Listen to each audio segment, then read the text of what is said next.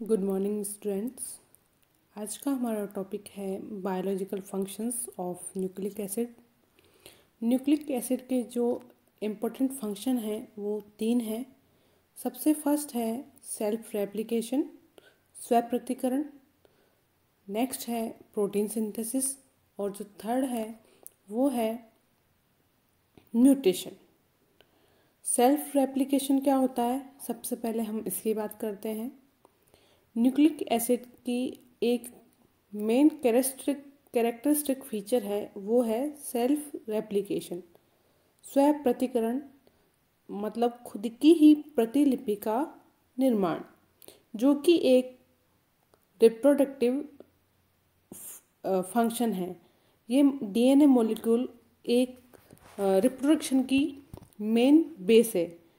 DNA के replication से जो डबल कोइल्ड स्ट्रक्चर होती है डीएनए की, उसके दोनों स्ट्रैंड्स खुल जाते हैं और एक दूसरे से सेपरेट हो जाते हैं। जो मदर स्ट्रैंड है वो अपने ही कॉम्प्लीमेंट्री स्ट्रैंड का फॉर्मेशन करती है और कुछ टेम्पलेट्स का फॉर्मेशन करती है। तो ये क्या कहलाता है, डीएनए का रेप्लिकेशन। जैसा कि आपको यहाँ पर डायग्राम में दिया हुआ है, यहाँ पर एक डीएनए मॉलिक्यूल है और हमें पता है थायमिन एडेनिन के साथ कोऑर्डिनेट करता है और साइटोसिन गुआनिन के साथ बॉन्ड बनाता है और ये एक दूसरे के पैरेलल और अपोजिट डायरेक्शन में अलाइन होते हैं, 3' to 5' और 5' to 3'। जब रेप्लिकेशन स्टार्ट होता है तो जो दोनों ही स्ट्रैंड्स एक दूसरे से अलग हो जाती है और अपनी कॉम्प्लीमेंट्री, जो कि इसका पूरक होता है, उस पूरक स्ट्रैंड का फॉर्मेशन कर लेता है या टेम्पलेट्स का फॉर्मेशन करता है। तो इस रेप्लिका फॉर्मेशन को ही क्या कहा जाता है, डीएनए रेप्लिकेशन। और ये फिर आपस में जुड़कर फाइनल जो नई डीएनए स्ट्रैंड है उसका फॉर्मेशन करता है। इस प्रोसेस को कहा जाता है डीएनए रेप्लिकेशन। नेक्स्ट है प्रोटीन सिंथेसिस। प्रोटीन सिंथेसिस में डीएनए में पिरिमिडिन और प्यूरिन बेस के पेयर्स पाए जाते हैं। ये पेयर्स एक स्पेशल सीक्वेंस में अरेंज होते हैं। विशेष प्रोटीन के फॉर्मेशन के लिए कोडन इन्फॉर्मेशन को ये कैरी करते हैं। सबसे पहले इन कोडन जो इंस्ट्रक्शंस है वो mRNA that means messenger RNA में मैचिंग वाले नाइट्रोजन बेस के जो सीक्वेंस है उनसे अनुलेखित की जाती है और उसके बाद mRNA में जो उपलब्ध डायरेक्शंस हैं वो उनसे पॉलीपेप्टाइड चेन्स का और प्रोटीन में अमीनो एसिड के स्पेशल सीक्वेंस का ट्रांसलेशन किया जाता है। आनुवंशिक जानकारी के उपयोग में जो मेजर स्टेप्स है वो कुछ इस प्रकार से है। डीएनए सेल्फ रेप्लिकेशन के द्वारा डीएनए का फॉर्मेशन करता है और डीएनए ट्रांसक्रिप्शन के द्वारा, जिसे कि अनुलेखन भी कहा जाता है, डीएनए से आरएनए का फॉर्मेशन होता है ट्रांसक्रिप्शन के द्वारा और आरएनए से ट्रांसलेशन के द्वारा प्रोटीन का फॉर्मेशन किया जाता है। और आरएनए में भी मैसेंजर आरएनए जिसे कि mRNA किया जाता है, उसमें कोडेड इन्फॉर्मेशन होती है जो कि प्रोटीन में प्रेजेंट अमीनो एसिड के स्पेशल सीक्वेंस में उसका ट्रांसलेशन करती है। आरएनए के रिवर्स ट्रांसक्रिप्शन के द्वारा फिर से डीएनए का फॉर्मेशन भी होता है। सेल्स में डिफरेंट प्रकार के प्रोटीन्स का सिंथेसिस होता है और प्रत्येक प्रोटीन का एक स्पेसिफिक अमीनो एसिड का कंपोजिशन होता है जो कि सेल्स के डीएनए द्वारा निर्देशित किया जाता है। तो ये तो बात हो गई किस प्रकार से डीएनए का फॉर्मेशन होता है और डीएनए से आरएनए का और आरएनए से प्रोटीन का। ठीक है, अब हम बात करते हैं म्यूटेशन की, जिसे कि उत्परिवर्तन कहा जाता है। विशेष परिस्थितियों में कुछ अमीनो एसिड के नाइट्रोजन बेस का सीक्वेंस चेंज हो जाता है और इस प्रकार के परिवर्तन स्थायी होते हैं और डीएनए की जो आगामी आणविक पीढ़ियाँ होती है उनमें ये परिवर्तित हो जाते हैं। कोशिकाओं में होने वाले इन परिवर्तनों द्वारा कोई भी जंतु या उसकी प्रोगेनी आगे की संतति क्रमागत पीढ़ियों में ये परिवर्तित हो जाते हैं और ये परिघटना इवोल्यूशन के समकक्ष होती है। इसको हम इस प्रकार से समझ सकते हैं कि जो अमीनो एसिड्स होते हैं उनके नाइट्रोजन बेस के सीक्वेंस में अगर चेंज हो जाता है तो उससे प्रोटीन की स्ट्रक्चर भी चेंज हो जाती है और इस चेंज को ही कहा जाता है म्यूटेशन। इस म्यूटेशन से आगे वाली जनरेशन में भी ये जो चेंज है वो पीढ़ी दर पीढ़ी स्थानांतरित होता रहता है। तो ये तो हो गया biological importance of nucleic acid. अब हम बात करते हैं डीएनए की स्ट्रक्चर की। जेडी वाटसन और एफ.एच.सी. क्रिक इन्होंने 1953 में डीएनए की डबल हेलिकल स्ट्रक्चर की खोज की थी। डीएनए की जो स्ट्रक्चर होती है वो कॉइल्ड होती है। डीएनए की डबल हेलिकल स्ट्रक्चर होती है जिसमें 2 पॉलीन्यूक्लियोटाइड चेन्स होती है और ये दोनों चेन्स राइट डायरेक्शन में राइट हैंडेड हेलिकल फॉर्म में पाई जाती है और एक दूसरे से लिपटी हुई होती है। ये चेन्स डाईऑक्सीराइबोज रेडियूज से बनी होती है जो कि 3' to 5' फॉस्फोडाइएस्टर ब्रिजेस द्वारा संयोजित रहते हैं। नाइट्रोजन बेस सीरीज से केंद्रीय अक्ष की ओर परपेंडिकुलर निकले हुए रहते हैं और इस डबल हेलिकल मॉलिक्यूल में 2 स्ट्रैंड्स पाए जाते हैं।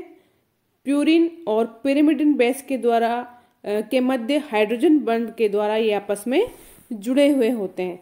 आमने सामने वाले स्ट्रैंड पर स्थित प्यूरिन और पिरिमिडिन न्यूक्लियोटाइड्स के मध्य पेयरिंग बहुत ही स्पेसिफिक होती है। इनमें हाइड्रोजन बंध एडेनिन और थाइमिन के साथ और ग्वानिन और साइटोसिन के द्वारा जुड़ा होता है। एडेनिन और ग्वानिन और साइटोनिन के साथ 3 हाइड्रोजन बॉन्ड प्रेजेंट होते हैं जिन्हें कि G++ के द्वारा लिखते हैं, जबकि एडेनिन और थाइमिन के मध्य 2 हाइड्रोजन बॉन्ड होते हैं जिन्हें कि A से हम लिखते हैं। ये श्रृंखलाएं आइडेंटिकल नहीं होती और जबकि ये कॉम्प्लीमेंट्री होती है। जो स्ट्रैंड्स होते हैं वो एक दूसरे के समान नहीं होकर एक दूसरे के पूरक होते हैं और ये बेस पेयरिंग द्वारा आपस में जुड़े होते हैं। टी के सामने अगर टी होगा तो यहाँ पर पेयरिंग नहीं होगी और टी के सामने सी होगा तो भी पेयरिंग नहीं होगी। तो यहाँ पर इनका कॉम्प्लीमेंट्री होना जरूरी है। इसको हम इस प्रकार से समझ सकते हैं कि डीएनए की 2 श्रृंखलाएं हाइपोथेटिकली ए हमेशा टी के साथ और जी हमेशा सी के साथ ही जुड़ा होगा।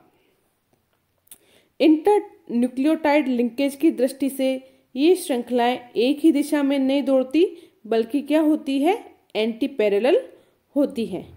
इसको हम इस प्रकार से समझ सकते हैं, यदि एक श्रृंखला में 2 एडजेसेंट डीऑक्सीराइबोसाइड ए तथा जी 3' to 5' द्वारा जुड़े होते हैं तो दूसरी श्रृंखला में कॉम्प्लीमेंट्री डीऑक्सीराइबोसाइड टी तथा सी 5' to 3' द्वारा जुड़े होते हैं।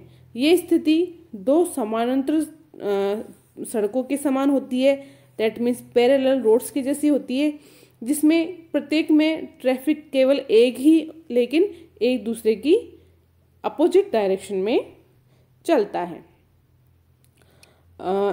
डबल हेलिक्स का जो मीन डायमीटर होता है वो होता है 2 नैनोमीटर और इसके 1 टन का जो पिच होता है जिसे कि चूड़ियंतर भी कहते हैं वो होता है 3.4 नैनोमीटर। प्रत्येक परिवर्तन में 10 बेस पेयर पाए जाते हैं। इसका मतलब ये है कि जो एक जो यहाँ पर ये घुमाव यहाँ पर दिखाया गया है आपको, एक जो ये घुमाव दिखाया गया है, इस घुमाव में 10 नाइट्रोजन बेस पेयर्स पाए जाते हैं।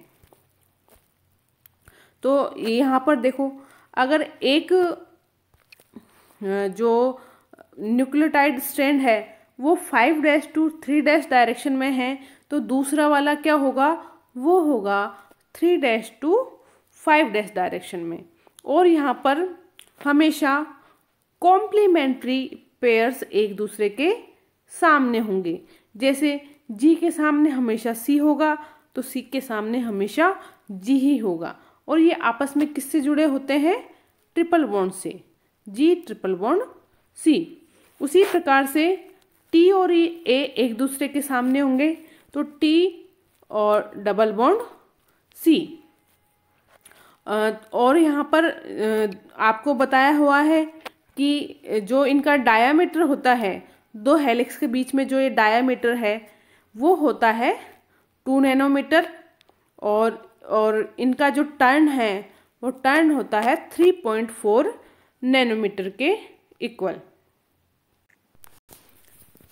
डीएनए में जो यहाँ पर नाइट्रोजन बेस है, इसका सीक्वेंस फिक्स होता है, ठीक है। जैसे सी के बाद जी, जी के बाद टी, टी के बाद सी, देन कुछ और। तो अगर इस सीक्वेंस में चेंज हो जाता है, जैसे सी के बाद अगर टी आ जाता है, अगर एक भी बेस में अगर चेंज हो जाता है तो इसे कहा जाता है म्यूटेशन। इसके चेंज होने से पूरा डीएनए की स्ट्रक्चर ही चेंज हो जाती है। और अगर रेप्लिकेशन होगा तो भी एक नए डीएनए का फॉर्मेशन होगा। और अगर इसका ट्रांसक्रिप्शन होगा, ट्रांसलेशन से आरएनए बनेगा, और आरएनए से। तो इस प्रकार से हमारी ये यूनिट आज कंप्लीट हो चुकी है, जिसे कि हमने 3 पार्ट में डिवाइड किया था, amino acid, peptide and protein. सबसे पहले हमने अमीनो एसिड को डिस्कस किया। अगर हम ब्रीफ रिव्यू की बात करें, अमीनो एसिड का क्लासिफिकेशन किया उसके स्ट्रक्चर के बेस पे और उसकी एसिडिक और बेसिक कैरेक्टर के बेस पे। फिर हमने अमीनो एसिड का फिजिकल प्रॉपर्टीज़ को डिस्कस किया, ज्विटर आयन क्या होते हैं, आइसो इलेक्ट्रिक पॉइंट क्या होता है। उसके बाद में अमीनो एसिड के सिंथेसिस की बात की, और हमने अमीनो एसिड के कई सारे टेस्ट भी डिस्कस किए। और फिर हमने पेप्टाइड की बात की, पेप्टाइड बॉन्ड क्या होता है, किस प्रकार से अमीनो एसिड के द्वारा पेप्टाइड का सिंथेसिस होता है। फिर हमने बात की प्रोटीन्स की। प्रोटीन्स को पॉलीन्यूक्लियोटाइड इसीलिए कहा जाता है, पॉलीपेप्टाइड इसीलिए कहा जाता है क्योंकि ये कई सारे पेप्टाइड से मिलकर बना होता है। प्रोटीन की बात करें तो प्रोटीन का क्लासिफिकेशन किया उसके स्ट्रक्चर के बेस पे, ग्लोब्यूलर स्ट्रक्चर और कई सारे स्ट्रक्चर को हमने और क्लासिफिकेशन किया स्ट्रक्चर के बेस के। उसके बाद हमने प्रोटीन की जो स्ट्रक्चर है उसको डिस्कस किया। प्रोटीन की 4 टाइप्स होते हैं स्ट्रक्चर के, primary structure, secondary structure, tertiary structure और क्वाटरनरी स्ट्रक्चर। उसके बाद में हमने प्रोटीन के केमिकल सिंथेसिस और बायोसिंथेसिस की बात की, और फिर हमने इसके टेस्ट किस प्रकार से प्रोटीन की प्रेजेंस के टेस्ट ऑपरेट किए जाते हैं। और फिर जो लास्ट पार्ट है इस चैप्टर का वो है न्यूक्लिक एसिड।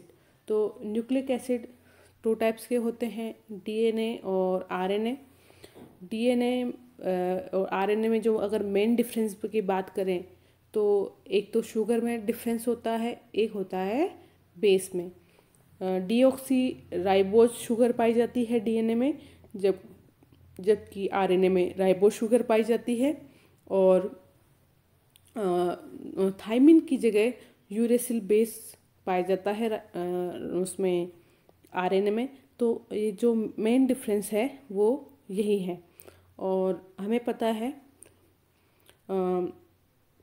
डीएनए की बात करें तो डीएनए की जो सबसे छोटी मूलभूत जो इकाई है वो है शुगर और बेस।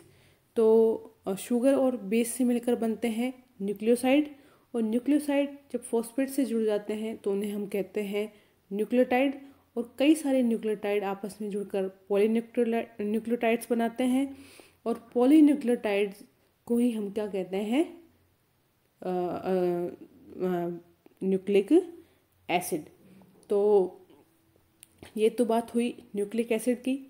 और उसके बाद न्यूक्लिक एसिड का बायो और केमिकल सिंथेसिस, और उसके बाद में किस प्रकार से जो न्यूक्लिक एसिड है उसके इम्पोर्टेंट फंक्शंस होते हैं, रेप्लिकेशन, ट्रांसक्रिप्शन और म्यूटेशन, उसको डिस्कस किया। और सबसे लास्ट में हमने डिस्कस किया डीएनए की हेलिकल स्ट्रक्चर को। और इस प्रकार से हमारे चैप्टर कंप्लीट है। तो आप इससे रिलेटेड क्वेश्चंस को कीजिए, और कोई भी डाउट हो वो आप व्हाट्सएप ग्रुप पर डिस्कस कर सकते हैं।